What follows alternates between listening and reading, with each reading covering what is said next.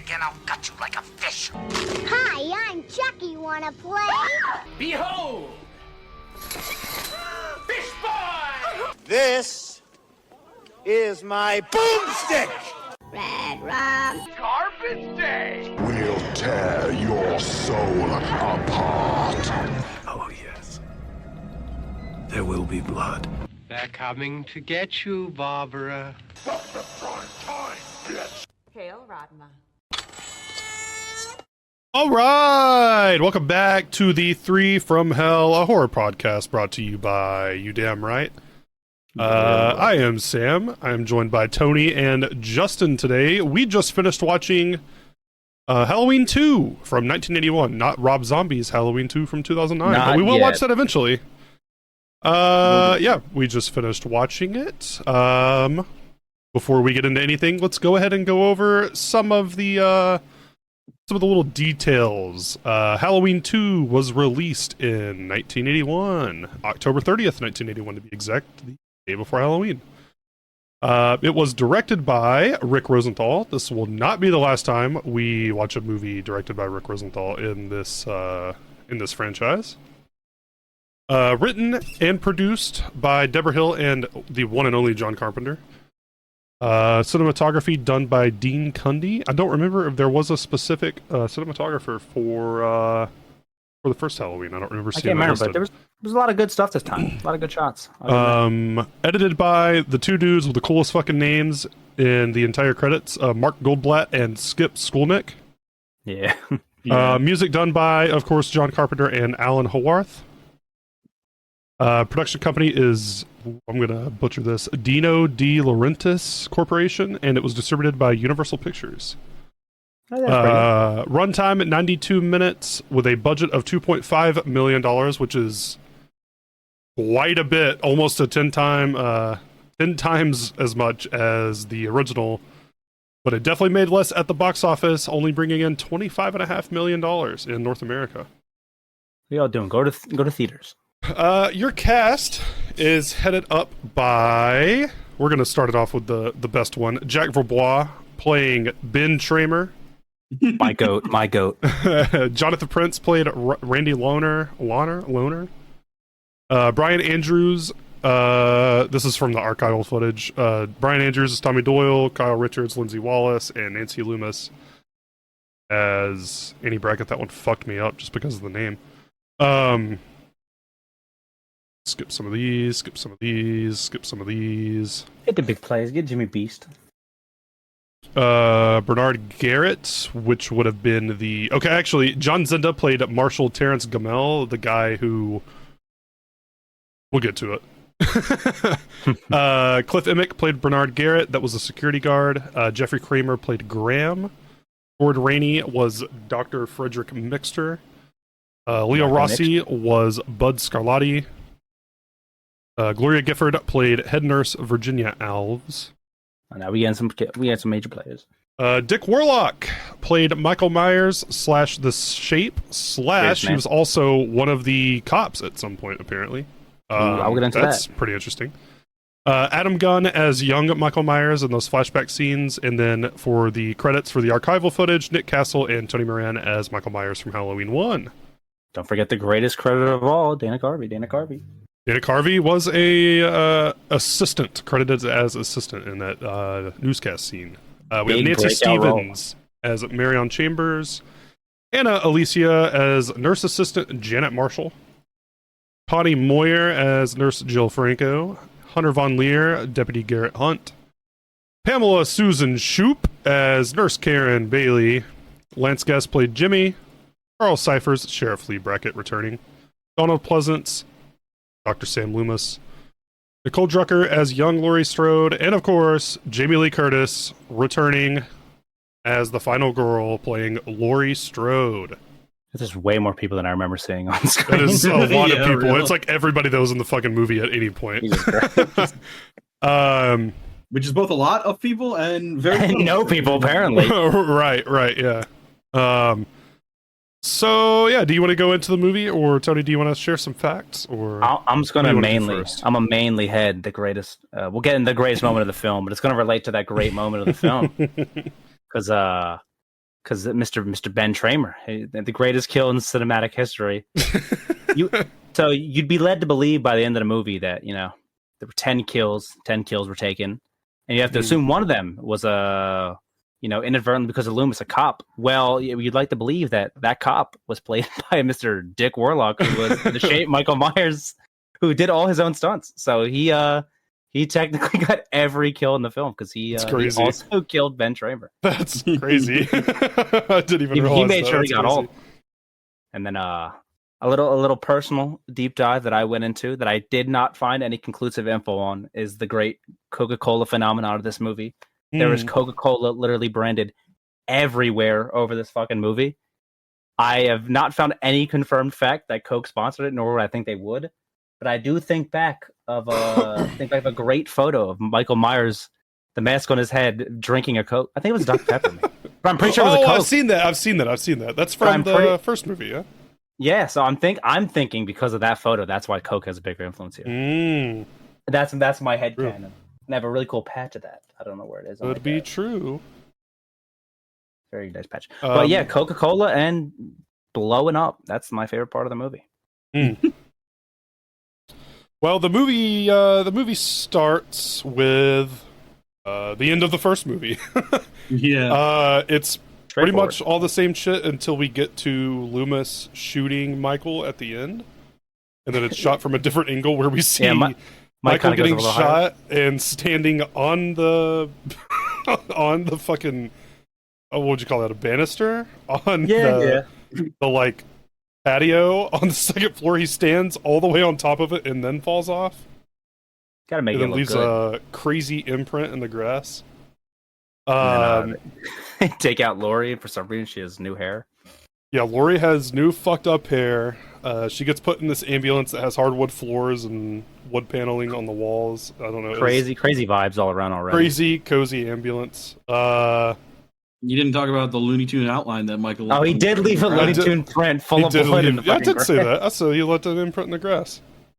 Oh, you didn't mention it was Looney Tune though. So It was Wally very Looney Coyote Tune. that. It was very Looney Tune-esque, yeah.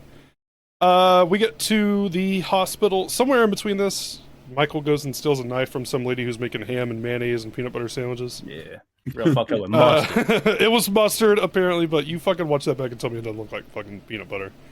Yeah, most of it. Michael kills somebody at some point. It happens a lot. He kills this random woman, and then I'm almost positive no one gives a shit because the cops don't mention it. I don't think they find the body. No one cares about this one woman. They were like, whatever. We I don't know. The order of details is gonna get lost in my brain. We lose Sheriff Brackett in the movie at some point. It might be find... here. No, because they still have him. Before they go find Annie is when the greatest moment of the film happens. Yes. That's why they'll lead to see the crime. So there is a point for Brackett and Loomis are looking for Michael on the streets. With the fucking stall lighting in the car, and for some reason, Sheriff Brackett is shining a flashlight out of his car while driving it, instead of having the passenger do it. And Loomis is just reloading his gun. He's a real freak, fucking pointing it at him. Well, as they're going down this road, Loomis makes Brackett stop. And you look down the sidewalk, and there's like a group of kids. And in the distance, there is someone in a mechanic suit and a spray-painted white Captain Kirk Star Trek mask. You pick the worst day to wear the same outfit as somebody. Absolute crazy coincidence of a fit. Because, number one, like, why is that your Halloween costume? Yeah, that's it. That's my only question. Why are you wearing that? It's kind of on Ben Tramer, It kind of fucked up the dress as Dominican Michael Myers, so it's kind of karmic justice. Quite literally karmic justice that he gets what's coming to him. Well, Loomis and Brackett get out of the car. Loomis tries to fucking shoot him. Oh yeah, try to shoot this child. He does try to shoot him With other children in front of him. Brackett is fighting against him, and then Loomis fights out of it again and goes to shoot him. And then at this point, the dude in the Michael get up is like freaking out in the middle of the road and gets what do you know? Annihilated by this cop car. Of course, it's the police. Of course, it's the police that do it too. He gets pinned against what was it, a milk van. truck or something, like some Just kind of just a van, and then some kind of some sort of commercial vehicle. Somehow, some way, I guess it's too worse to have a teenager get impaled between two cars. So they said, we can't make it look that brutal. I guess we should have him blow up and engulf in flames. That'll make it easier. And so that's what happens. And you have to have the mystery that it could be Michael or it could not be. So he burns to death, so you can only identify him by his fucking teeth. Yeah, but I mean, I feel even if we hadn't seen this movie before, it's pretty fucking obvious it's not Michael. We're 20 minutes into the movie when this happens. If this would have been the first time I seen this movie, I think I wouldn't have been able to watch the rest because I would have been laughing too hard. It's my favorite scene in probably any movie ever. If they had saved that scene for another hour later, then feasibly I think you could buy that, like possibly being Michael. I feel like Michael it should have happened, and then Michael died the exact same way. Like he ran across the street trying to get Lori, and then he got hit by another cop car into another truck, and they blew up. Like, what was the truck full of fucking dynamite? Also driven by Dick Warlock. Yeah, he's driving it's Michael in the car too. It's Michael from the future. We did have a Marty McFly appearance. Yeah, Michael Myers, Back to the Future. We're setting the seeds for the Michaelverse. we'll come back. Oh well, the Michaelverse is about to get really fucked up now. Yeah, it's gonna get worse. Well, don't worry about any children getting killed or any cop taking accountability because they all flee the scene because another cop's child, Annie from the first movie, is fucking dead. Yeah. So this is when Sheriff dead. Brackett finds out that Annie died. I keep wanting to say the night before. It's the same fucking night. Yeah, it basically is all the same night. Crazy concept for a sequel, but that is pretty fucking cool. So yeah, from there, Brackett leaves. We do not see him again for the rest of the movie. I'm gonna talk to his bitch wife or something.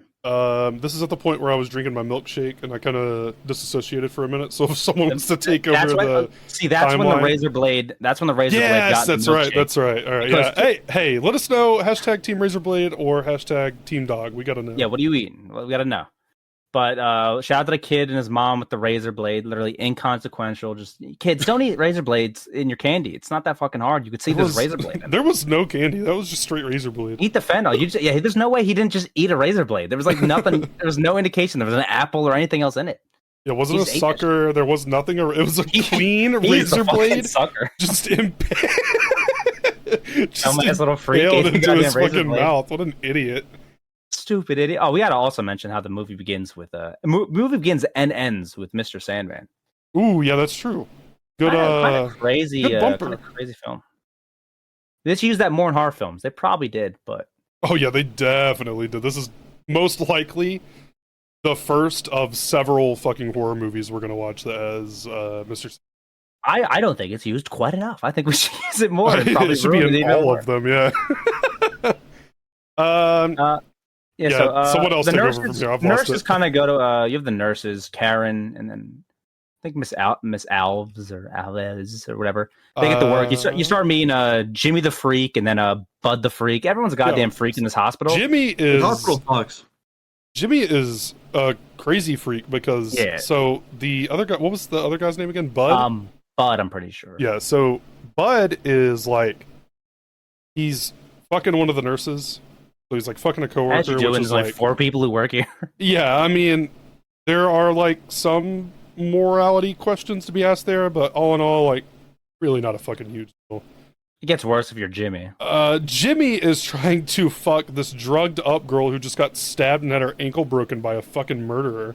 Yeah, they put so many needles in the Lori. They give her no time to even figure out where the fuck she was. They just like drugged her up crazy. Independent blood transfusion where they pull the blood out of her and then put it back in. Yeah, they put it back in instantly in a different wound. So yeah, like they definitely like fucked her brain up. She's definitely like half comatose. But, well, she probably is the way she acts in this movie. Yeah, the way she acts the rest of the fucking movie. Yeah, probably. She has the crazy franchise fucking mainly. CTE. Yeah, I know she's fucked up. But they kind of just like, Bud does his little game of grab ass. Jimmy like won't stop creeping in Laurie's room, and she's like she's kind of like with it at first, but then she kind of gets comatose as we go. I think that her wig is like taking off air to her brain. But we keep going, and Michael's on his way, but he's just creeping around the streets. So slow. Oh, they're trying to figure out if they killed him or they killed a child, which they learn they do. But then we send the dumb security guard who doesn't do his job. We send to look for Michael because all the phone lines are cut. Michael is real thorough. Make sure to cut the phone lines and the gas and all your brakes and everything. And the power. Oh wait, no. And the power. Maybe we don't know. Cut the power. They still have the fucking lights on in this hospital. No one just chose to turn a fucking light on this hospital. There's a bunch of babies. They just kept in the dark. Maybe they blew up. We don't know. But Michael kills Garrett. We won't see Garrett's dead body till it's hanging in the basement in a bit. But then while that's happening, at the same exact time, obviously in the every hospital has the therapy room with the hot tub. Bud and is it Alves? Who's the Virginia? Is Virginia Alves? Yeah, I'm pretty sure. I'm pretty sure it's her with him. But they go to have. Who knows? I mean, they're pretty indisposable, honestly. Yeah, they're just the nurses there. They go to have sex on the clock while as you're working. Yeah. Nice, tasteful nudity all around. Everyone gets representation. Movies. We get man ass. Yeah, we get a little bit of man ass. No balls. No balls. No balls. It'd be a lot funnier if there was balls. We'll get into that. But we get the reverse of the Jason X kill with the too hot water, where Michael somehow has perfect hands and they're suckable. Apparently, he's not human. Everyone's sucking on his dog hands. But Bud dies. Yeah, I was gonna say he kills Bud in a really cool fucking way. Cool shadow, silhouette. No swinging balls, which would have been very funny. But we'll take the. We'll save that for Halloween in space. Yeah, we'll save that. They were not ready for it. They were not ready for it. Audiences weren't ready for that. 1981 or whatever. Yeah, 1981. Yeah, but Alves gets super dunked into the. I'm pretty sure gave her a real ear infection because of some nasty ass water in real life. But she gets burned to death, skin peeling away. Pretty good kill, memorable. I remember that all the time. Crazy booby shot. Yeah, he just throws her to the head. And then I'm pretty sure it's a little bit after.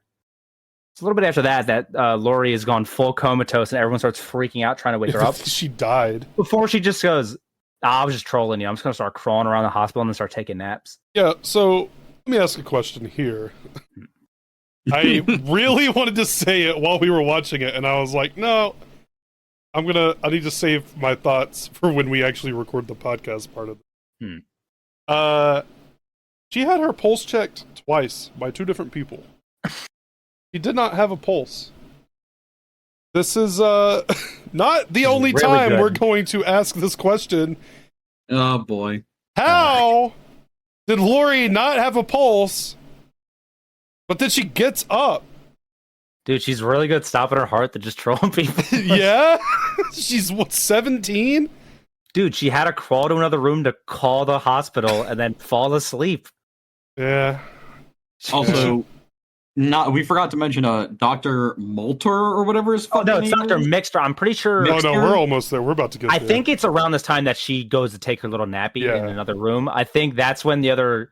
I don't know if they didn't find the security guard yet at this point. Well, but the other Janet goes to find him up is because I'm pretty sure when we first bring Laurie into the hospital, they mentioned that he's drunk in the hospital. And he's still working on patients. Which, to be fair, stabbed her twice with needles. There's not many patients. Yeah, there's but maybe. There's not many employees either. One security guard, or 2 nurses, bulbs. 1 doctor, and 2 dickheads for the ambulance. But there's that, and then I did want to make mention of the fact that dude's name is Bud, and I'm pretty sure he's smoking a joint in the break room. Hey, you got to be committed to your character. I respect it. Brother man is just a walking euphemism. Anyway, Dr. Mixter and Michael in the mask were not butt ass naked in the shower when Janet goes to check, but she goes to his office and finds Dr. Mixter is not jorking his peanuts in front of the tank. He's cranking his hog. He's not sadly cranking his hog, but he has a needle in his eye. And then before Which is crazy. Great little zoom in shot. And then before she could really process what's happening, Michael does a Also, okay, wait a minute. I gotta go back in time because him popping out of the dark, great shot. It kind of matches the effect of the first movie where he comes out of the darkness. Great. But him coming out to stab her just reminded me at the beginning when that woman gets killed, Michael hopped out of the corner of the frame like a little demon. I remember he just did that like a little gremlin jump. Don't know why he did that still. He got a little too excited for that one kill. He did go, yeah, I forgot about that. He did go crazy. Oh, we didn't talk about him killing the security guard with that crazy fucking hammer. Oh yeah, I forgot he was hung up and I forgot he got Yeah, he sunk that hammer into his fucking skull. It had a good noise when yeah, it did. Yeah, with the sharp side first. Sweet. I only say that because we're about to get another really cool like zoom in kill. Yeah, it zooms in their brain and I don't know if he pumps her full of air or just whatever. Yeah, I don't know what's in the syringe. Yeah, but he pumped her full of air. He syringed her eye socket. Yeah. I mean, Mike is going on crazy numbers here. All timer night of kills, and just no one is a lot. Like Laurie is still just like going to the hospital, just trying to like sleep and hide in places. I'm pretty sure. This is when we get the major surgery and the minor surgery room. But I thought it said mini surgery. Mini surgery. But Jimmy beats. You said it with your whole chest. I really was confident.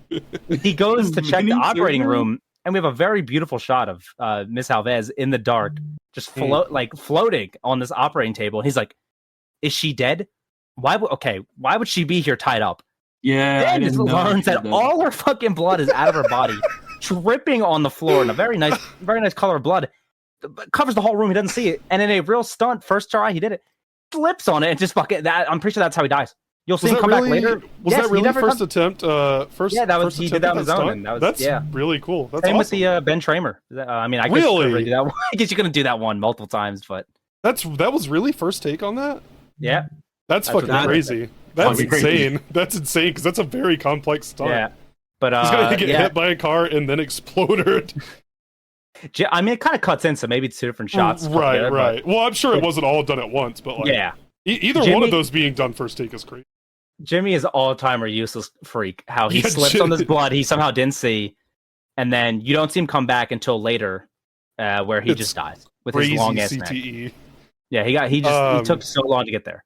Is but this I'm pretty sure, before or after Loomis and the other cop at the elementary school? I'm pretty sure at this point, yeah. While this was happening, they go to the elementary school that I guess Michael broke into to graffiti Sam Hain, real big Halloween guy. He's gonna have tons of fun in the fourth film, but or the fifth one.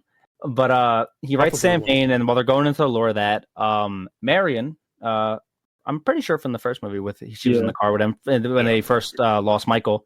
She's like, "We gotta go." The governor said you can't be shooting motherfuckers, which fair point. He's just a therapist, but he's doing that. He's got a gun. This is when. As Michael's kind of closing in on finding Laurie, stabbing pillows that are because Laurie's been faking it the whole time. She's fine. She's just she's slinking around the hospital. Oh, did we talk about the charred body of? Oh, they burnt off my ribs. In the discovery of trying to figure out what's going on, that's when they're like, these couple teenagers are like, yeah, Bennett Tramer, who was with us, is in a really crazy outfit. We haven't seen him yet, and maybe that burnt dude who's 17. He has a low taper fade. Maybe you've seen him. Yeah, maybe low taper fade. Blown up. Apparently, he's dead. That was him. He's not Michael Myers, and he's a burnt Half-Life corpse. In the he is burnt hospital. To a fucking crisp. No lips left on his body. While this child is deep fried in the hospital, and Laurie is fighting for her fucking life with her wig. This is when we learn in the car that Marion has got the groundbreaking news they never told Loomis that. Laurie Strode is in fact Michael Myers' sister, her second sister, but third sibling. And this is when between the cut-in kills and the blood, when we get this flashback to young Laurie and young Michael, this is when I'm like, I don't know if it's my brain, but we're in Giallo mode right now with this fucking reveal. The way it's shot, the way it's dreamlike. The music that it turned the Giallo film for like 2 minutes. I was like, what is happening? I remember this scene, but this is exactly what it feels like. It's just that's the big twist that will go back and forth on for a million years. But yeah, that will not mess with the continuity of this franchise. He came back 15 years later to kill his second sister that he never killed For why 15 years later? Motherfucker got bored, I guess. Don't know. Sam Hain and that shit. You know, I love evil and men are evil. But this is when the big chase sets off between Laurie and Michael. And where she'll go back outside and find herself in the Yellow Christine, where Jimmy will come in and die and just never come back to the film. Long ass, broken neck, double Adam's apple. Like, dude looks insane. But how they're going to be joined back by Loomis, but how does Loomis get there? How does Loomis end up at the hospital? Do you ask? Do you want me to say? Oh yeah. You got an answer? Justin, how do you think a normal person would be like, hey, Michael might be at the hospital, we should head over there?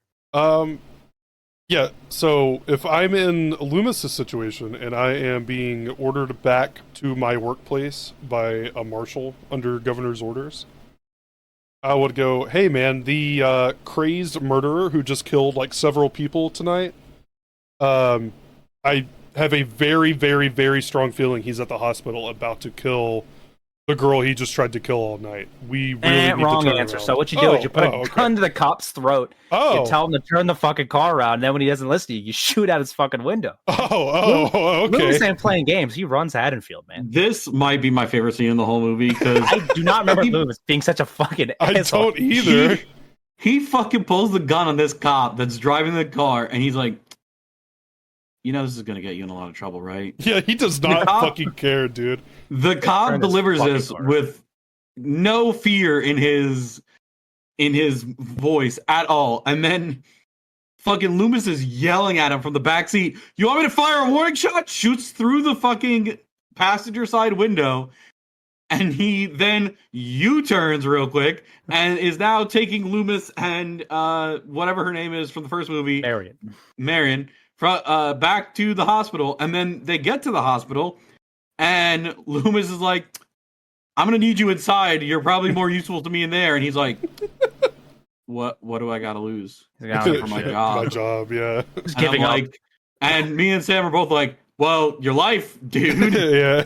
This guy yelling. This guy does not give a fuck. Laurie's yelling for her fucking life. Laurie, okay, she eventually does. At first, when they are all outside, she's help.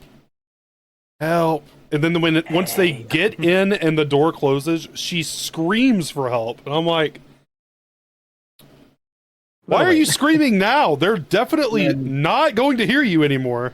And then Michael Myers shows up in Jalo lighting. Yeah. Well, don't worry. Laurie will just casually walk up to the doors after and they'll let her right in. Yeah. But you don't need to worry about that because Michael Myers is going to Windex walk right through the fucking glass and get shot 6 more times until he's dead. Question mark? Yeah, he dies. He just walks through the fucking doors to the hospital while they're locked. Oh my god, you just shot this guy 6 times. Blasted, dude. Fucking Loomis mag dumps him.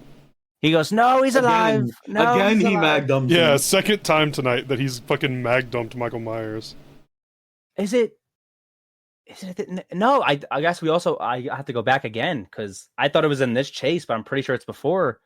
We forgot when Laurie and Michael are chasing each other. Pretty sure it's the other nurse dies. Yeah, the nurse gets super lifted off her fucking feet. I forgot about that. He fucking shoves a scalpel in her back. Yeah, Laurie gets stun picks her up one arm with the scalpel.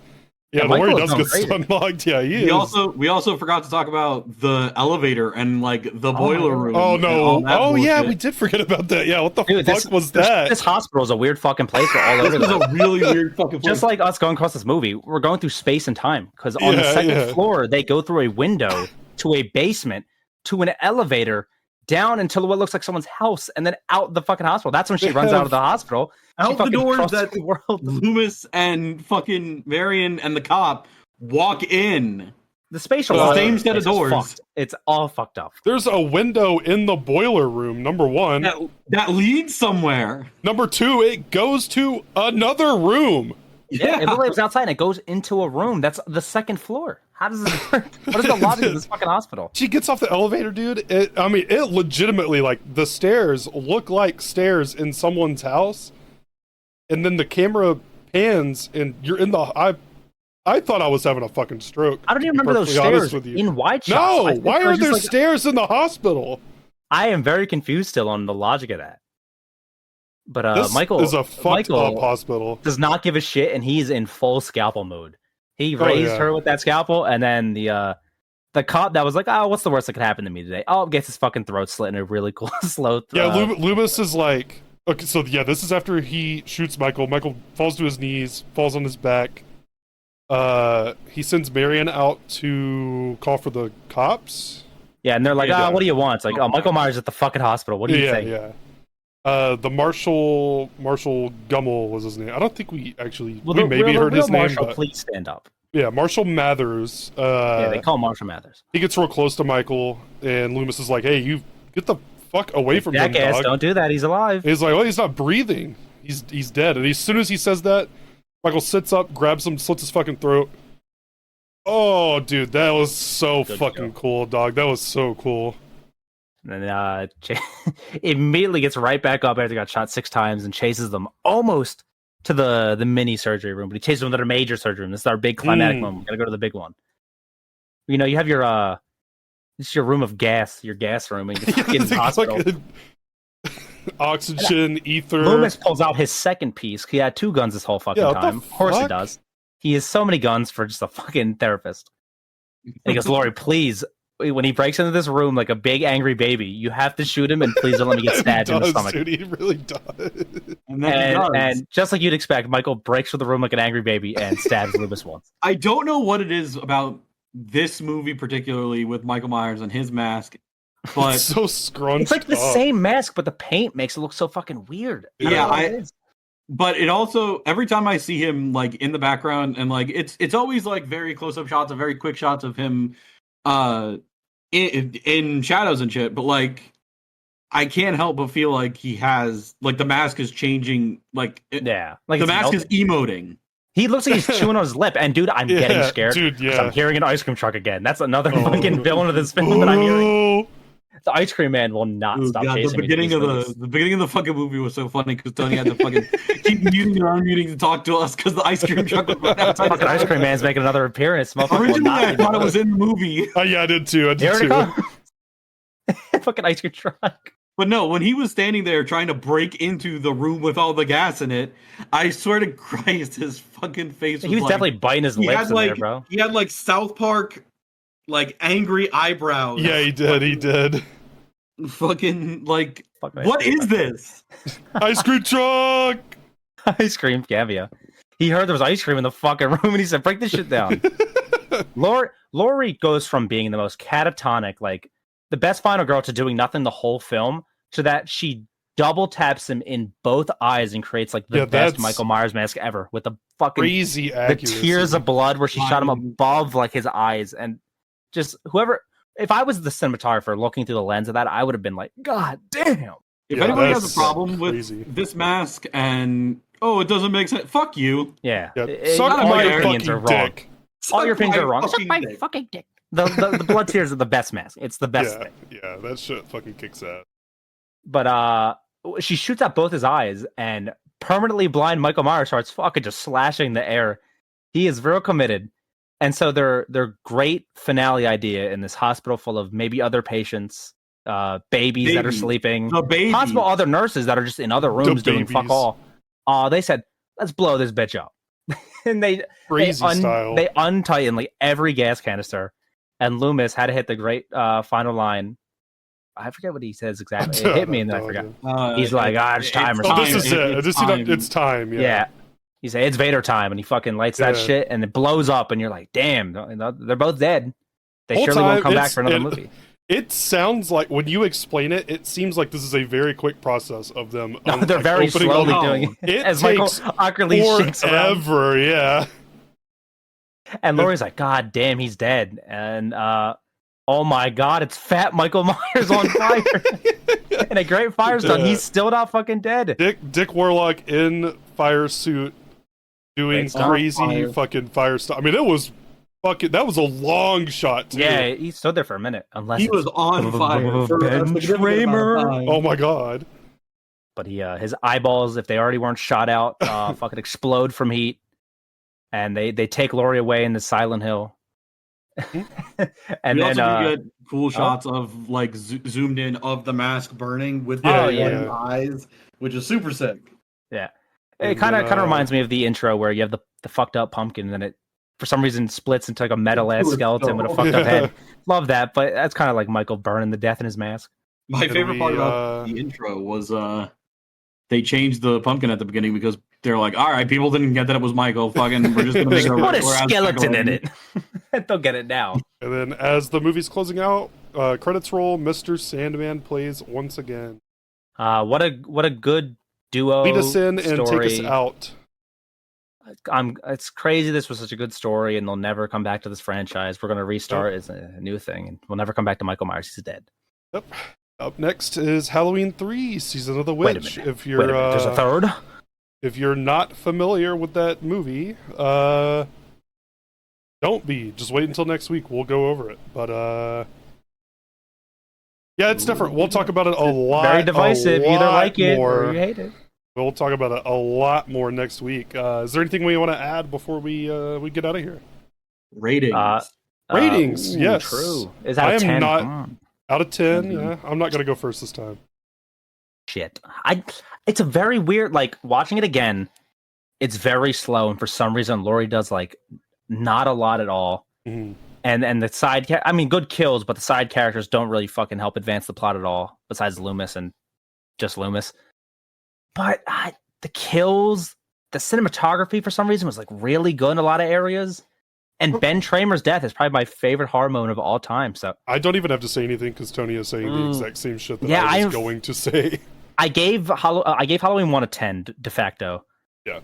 Part of faults and all, I might give it like 8.59 just for Ben Tramer. I might go that high just for Tramer, and knowing how it goes, Ben Tramer's kill, it can make me laugh every Meet in the middle. time. Meet in the middle. Call it a 8.75. I'll take it. Justin? If you don't like that, I'm gonna kill you like Ben Tramer. We'll run you over in a cop car and blow you up. Justin, how you feeling? I mean, obviously it's not as good as the first one. Yeah. I still really liked it. Again, so the whole point of this podcast was for me to watch movies I have not seen, so I have also not seen Halloween 2. That's crazy. That's crazy. Yeah. I like waiting until either we're recording the podcast or while we're watching near the end of the movie. It's very good though because you have a very real reaction. You have like a very right, yeah. But I mean, I really liked it. I'm trying to feel where to gauge it because, like, obviously, I don't know. It's going to be fun to look at these from a numbered score base.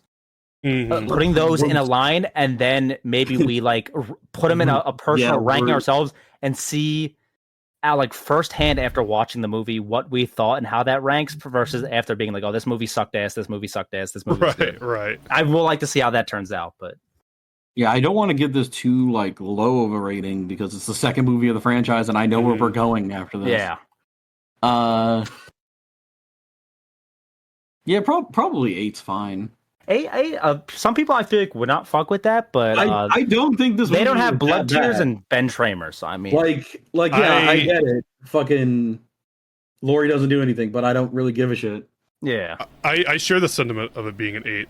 Everything that Tony already said is literally exactly what I was going to say. It is like way slower than the first one. Yeah, but it's surprising. I don't know if I agree with that. I don't know if I agree with it being slower. Depends areas. It's weird because, like, I definitely feel like it's slower in the sense that, like, I feel like it took longer for us to watch it, and yet it's like the same amount of time, if not it's even shorter. But it definitely some of the bits and pieces felt faster, but also felt longer in some parts as well. But like, I think both of the movies were fine in terms of like the kills were better in this one. Yeah, I think kills wise, it's not as slow. But then, like, the reason for Laurie and Michael like meeting up again and doing, I think they take a minute to get to that for their big reveal that they'll fucking don't know if they want to keep. But I feel like kills wise, it was like, all right, get right into it, make them bigger, make them better. Also, I said there was no cinematographer for the original Halloween. There was. It was the same guy from Halloween 2. Okay, I respect. Yeah, He upped his game too because he did. He definitely did. He definitely. Which did. makes sense why that reveal from the darkness works so well. Yeah. That makes a lot more sense to me. An 8's not a fucking bad score either. No, like that's an good. 8's That's a very really good. good score. It's still a really, really good movie. It's just not as good as the first one, and it's hard to fucking be as good as perfection. Like, yeah, if this was on like a Halloween night, like I feel like a lot of times they play Halloween and Halloween 2 on Halloween. Yeah. So that's why I would know them so well together. So they both kind of merge in my mind of being like, oh, I like both of these and these feel good to watch. This is like I'm gonna turn this on Halloween in the background. Right. Yeah, I could definitely watch them both back to back. Yeah. Well, that is Halloween 2.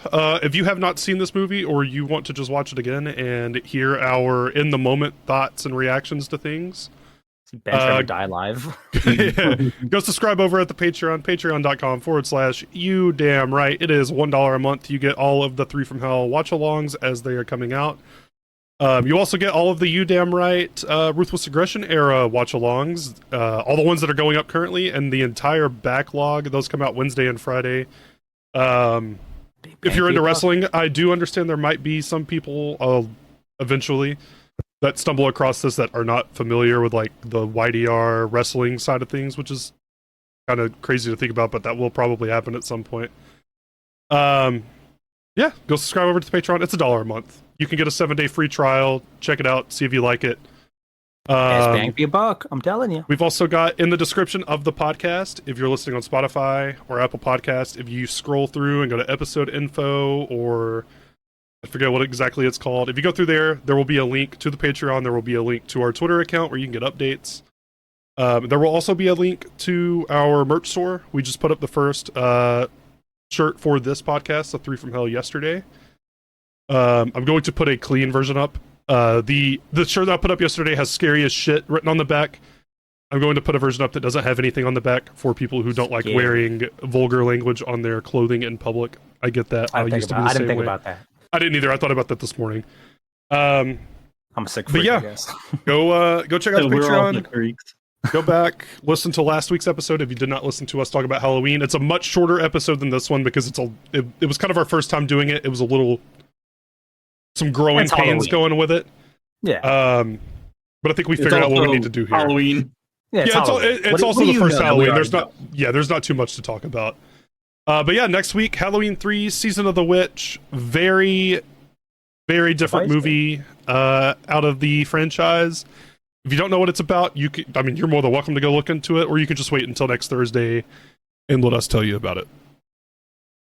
But yeah, thank you all for listening. Thank you for dropping a follow on Spotify, Apple Podcasts, leaving us a review. Spread the word. Tell your friends. Tell your mom. Tell your dad. Tell your brother. Tell your sister. Tell your secret sister that got adopted. Don't tell your dog. Your dog might not like what we talk about Michael sometimes. Myers will find him.